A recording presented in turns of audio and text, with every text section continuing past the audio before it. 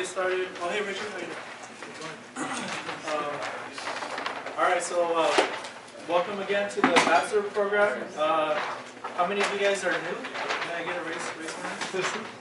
1, 2, 3. So yeah. So let's give them a round of applause for joining us. Well, hopefully you guys feel welcome today. You're probably like, what's going on? Why is everybody so like, because they know each other, so you know. So as you guys know, for the people that have been here, I'd like to first give a little introduction about the Ambassador Program, and then we're going to move into new changes. Every semester we try to improve the Ambassador Program. We get your guys' feedback, and then we're like, okay, let's implement this next semester. So hopefully, by the end of this, you'll get to know all the new stuff, and hopefully, we can continue having a better and stronger Ambassador Program. So I'll go ahead and start for the new people. So what is the SIIL Ambassador Program? Pretty much is a volunteer-based program, and our main goal is really so you guys can help us oversee our spaces. As you guys know, or you don't know yet, we have 3 spaces on campus, and having the ambassadors around really helps us manage and oversee each space. It's mainly this space and the iLab. So as ambassadors, we really appreciate you guys helping us cover these spaces. It helps us help other people and navigate around campus. Another thing is we will really encourage everybody here as an ambassador to really innovate, create, or start a business. Most of the ambassadors here that you'll start realizing, they're either working on their own personal projects, or they're starting their own businesses, or they're just making cool stuff. And if that's something that you're into, I highly suggest this is what the Ambassador Program is for. If you come here with the intention of just not really wanting to make or create anything, then I don't recommend you participate in this, because it would probably get boring for you if you don't really want to make cool stuff. So another thing of what the Ambassador Program was created is also to make sure that our spaces, like I mentioned, they're clean, our equipment is functioning. There's a lot of you guys that are very experts in the equipment, so it really helps us that you guys have that prior knowledge on how to use certain equipment that we might not know of. So we really appreciate that, and also assist visitors with their needs. As you guys know, this space can get very busy, and also the iLab spaces will continue to get busy. So it's really helpful to have you guys really help us assist and help other people that are coming in with their questions and concerns, or how to use certain equipment. So that's mainly what the focus of the Ambassador Program is all about.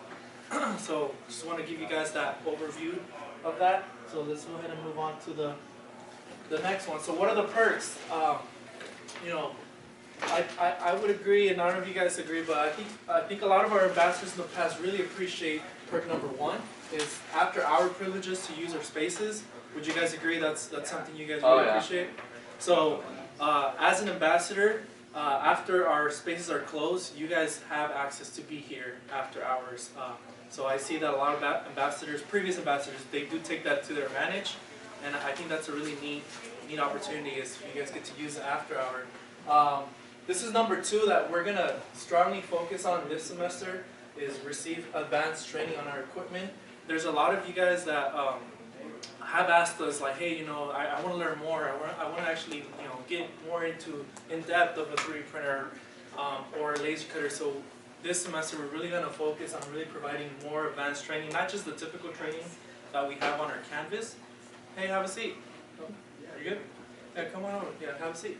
So that's one of the second perks we're going to focus on strongly on this semester.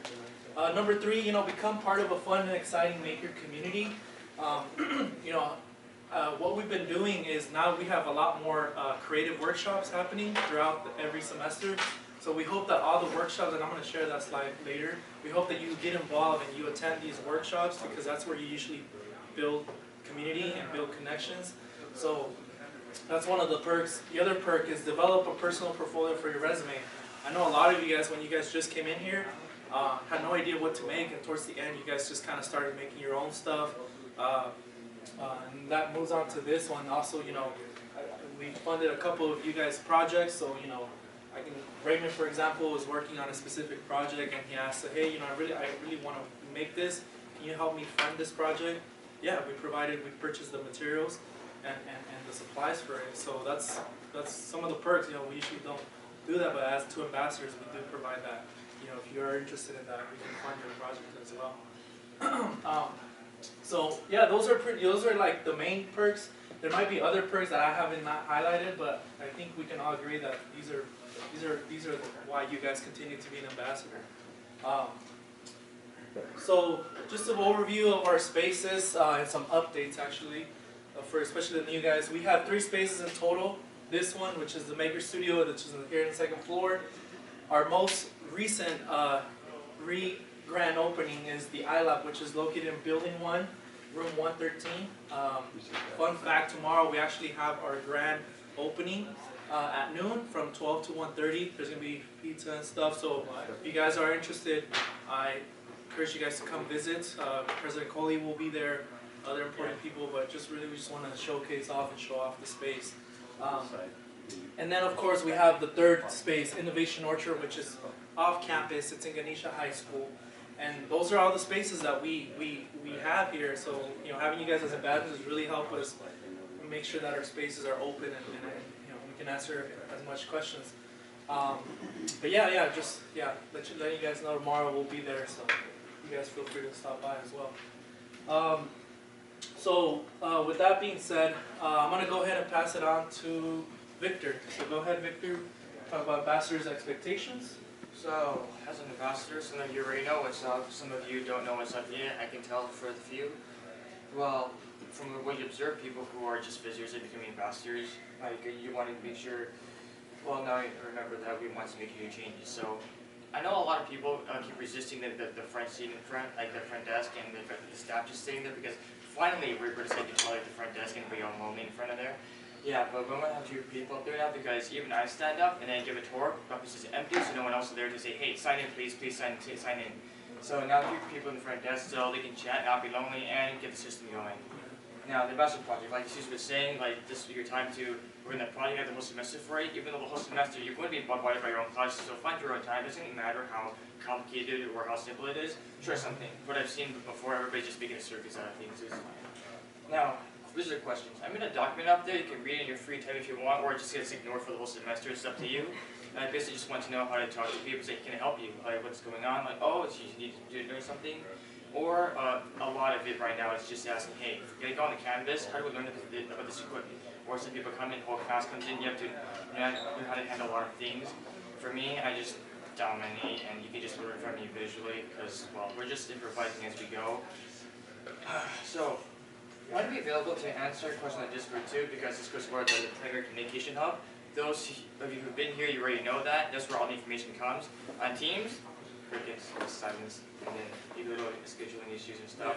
And then the staff handles that. But yeah, usually we just answer questions on Discord. If you don't know, ask somebody else, ping someone, or be silent because we're just trying to figure ourselves out. But just remember, we don't know who you are. I cannot know who you are. Like, I'm pretty sure at least one of you visitors is on the Discord. I'm seeing like people like name, number, but what's the name? It bugs a lot of people, especially our director. So we ask you to use your actual name so we know who's who. I've gotten used to it, so people are like, I prefer being anonymous. So next slide. So yeah, and I just want to emphasize this. That's one of the new initiatives we're doing. This is we're going to make sure that there's going to be 2 people at the reception desk most of the times, and we're going to share the schedule at the end. But that is a one new thing because we did get a lot of feedback saying, sometimes, if let's say it's just rush hour and someone's talking to the person in the front and then some other people are coming in, you want to have 2 people to make sure that they're helping out while the other person's talking. So that's a new initiative we're planning. But yeah. Okay, me again. So front desk duties. So as you saw, like sometimes we want to be at the front desk or all the time. There are times when it gets empty over there because I remember Wednesday for 12 to 1. The place was completely empty. I had to handle everything. Even I had class, so I'm like, for this day, the class, and just helping people and say, guys, somebody can carry me. Okay, I'm out. And then they handle everything. And it's on my mind. But while I'm there, it's really empty. Thank God we don't get visitors during that time sometimes. Anyways, so During this time, the following you'll see sign students in and see that the things, maybe you guys signed in already, so you just sign in, I'm just on the form, okay, do it again, and then make sure the computer's going, all the stories. Before that, we didn't have to do all that, but now, because Farsight decided to just dip, now we just use Microsoft Forms. Great gifts and gift tours. I've been doing that exhaustively since 2019. It's just something you have to get used to. But hey, you gotta show off what you know here, right? Answering the phone. So the phone rings. I remember one person just froze and it just come in and be like, because the phone they ring for a certain amount of time and then it's gone. They're like, hey, bad customer service. What is this? Or I just go in and I'm like, the document says, help on one Maker Studio, how can I help you? Or Maker Studio, how can I help you? Up to you, however you want to see. Just make sure you identify yourself and the place, or not yourself because somebody will know. However, how well versed you are on the phone. Then just answer like how many questions they have. There's a lot. Previous video was so hard of me. Like equipment dimensions, equipment types, specs, how many people are there, who's the director, what location. Like are they talking about which location? iLab, wait, SIIL. Remember, it's SIIL actually. That's an archaic name for it, among a lot of other things. Investor program. Oh, somebody from hospitality wants to import his stuff. I mean, a bunch of other stuff like yeah, some students want to come over. I heard from like some guy. You guys an access mumbling. Sorry, can you repeat yourself? Like the Cesar Chavez Center. What? Okay, and then you say, hey, Sue, is what's going on, Dr. Lam? Can you help with this? I don't even know what's going on. It's a lot of stuff. Wild card. I don't even know what else is coming up next. Well, and then yeah, oh yeah, finish. there's your questions, like typically, like they come in asking for stuff like, hey, I'm from Park Space. What? Kevin can help you with that. I'm not sure. Or among other things, you'll see. Then there's plenty of other things I didn't know. Yeah, so I just wanted to emphasize some things that you mentioned there is don't be afraid to answer the phone, or don't, especially when you're new, don't feel afraid to have authority. It's like you guys, giving you guys all the authority, you guys have all rights to just feel free to answer the phone. If you're not sure about something, ask one of us. I'm usually here, or our staff members are here. Feel free to ask. Don't be afraid to not ask. Or if you're picking up the phone, make sure you write their emails or their name. That way I can follow up with them. That really helps me to locate the person. And for the new guys and stuff, our goal throughout the semester is we're gonna, spend time showing you guys how to give proper tours. Or if you just don't really know, come up to me and we can I can show you, or one of us will just be like, yeah, let me show you how we do it. So yeah, it's just that's the expectations we have from you guys. Is don't be afraid to ask for help. But yeah, and ambassadors can branch off from the front desk. We're gonna talk a little bit more about that in the next slides. But, yeah. Go ahead. So the main task that we currently have ambassadors doing is sitting at the front desk. However, I understand for a lot of people, it isn't exactly the most engaging thing, especially if you have a place like the Maker Studio.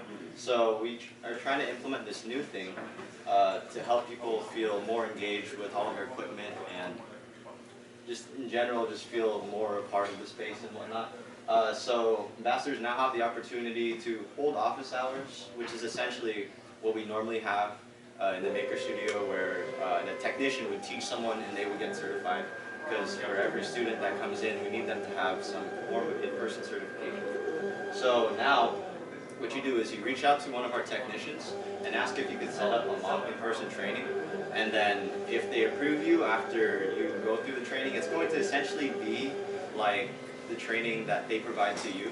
So this is normally reserved for people who have more experience with this stuff, usually helping out. So generally you get a better idea of how to train, so it's not something that you're going to do off the bat. And it's completely optional if you want to do it, but it's a way to set yourself time other than in-person hours. Yeah, so if they like how you do it, then you get the assigned hours. I suppose we would probably update it, or it would just kind of be like somewhat informal thing. So it's like if someone comes in, you can provide it. Yeah, and like I said, this is completely optional. If you're fully booked, then you can just, if you're okay with just being at the front, then that's okay. But yeah, this is the reason we implement it, because there's a lot of you guys. We got some good feedback. You guys were asking, hey, I want to be more engaged. I don't just want to do front desk hours. How can I contribute? We're giving you guys that option as well. And feel free, any questions last time? Any questions so far? Research for? Okay. So, Yeah, so the second way that we want to try to engage everyone is through ambassador meetings. So we understand that there's a lot of changes. I feel like some people want to add to the place or input they'd like to see made happen. So these are meetings that we're going to be holding monthly to help facilitate that process. So in addition to the monthly meetings, we will also be sending out a feedback form if you're not able to attend, but we do highly recommend that you guys attend because we will also be giving you guys reminders, for example, of like the semester project and any other things, maybe etiquette related reasons, because this is a very busy place, so there's always going to be updates coming to you. It's probably the best way to catch up on all of that if you're not like constantly on the Discord and whatnot. So yeah, here's some examples of things that you can mention, like how you can contribute to the SIIL spaces, stuff like that, feedback, criticism, yeah. Yeah, I just want to add, this is a huge initiative, new change we're at because, you know, we're not perfect. You know, we're all not perfect, and sometimes, you know, this is an important one. You know, if we see something, we want to be able to say something about it. You know, because you know, I've had in the past last semester some people reach out to me of not feeling really comfortable in this space, or you hear someone talking explicitly. This is why we want to encourage you to attend these ambassador meetings, so that we can work on these things and we get your feedback and we can make sure we implement something about it. So very important that we attend these meetings. It helps us improve our spaces and it helps you guys make sure that when you guys come in here, you guys feel it's a safe environment, friendly, and just creative. And we will have a form and we will pin that into the Discord or our team. That way, whenever you just want to provide feedback, you fill out the form, and then attend our meetings, and we'll talk about that. And it'll be open like this. We'll just have a normal conversation about, hey, so what are you guys updates or So yeah, I saw a raise a hand now. Okay, I thought I saw someone raise a hand. Okay, so that's something new that we're implementing. Moving on. Yeah, and this is another thing. It's not currently in place yet, but we'll notify you guys when it is. So I was thinking for us to somewhat focus our discussions regarding like projects, and in addition to that, also understanding who is good at what. Because one big important thing for us is knowing who to refer to in terms of like projects or any like school-related things. For example, if someone needs an issue with solder or like has a problem with soldering, you can know exactly who that is. So we're going to be introducing roles to Discord, specifically stating which tools you're interested in / experienced with, and there's also going to be different channels added to it as well, where you can discuss specific information related to that, whether it be like maintenance issues or if you have a project that you know that you need this certain skill set in, feel free to message in there. And hopefully, we're gonna arrange the technicians to do it as well. Like mini sort of workshops for you guys in terms of like maybe changing filament, that type of stuff will be like arranged in those channels as well. If you're interested, those of course also will be somewhat optional for those who are really interested in getting a little bit more in depth with the equipment that we have here. So yeah, they're going to be separated into these different sections here, and you'll be familiar with it when you actually get onto the Discord. But essentially it'll just be like any other Discord role thing, you just react to it for the thing that you're interested in, and then you'll be added immediately into the chat. So I just want to add more to that. So you're probably wondering why are we doing this? Because at the end of the day, right, we all need to get a job, right? We all need skills that we got to develop. So our goal is to help you guys develop these skills in our spaces, and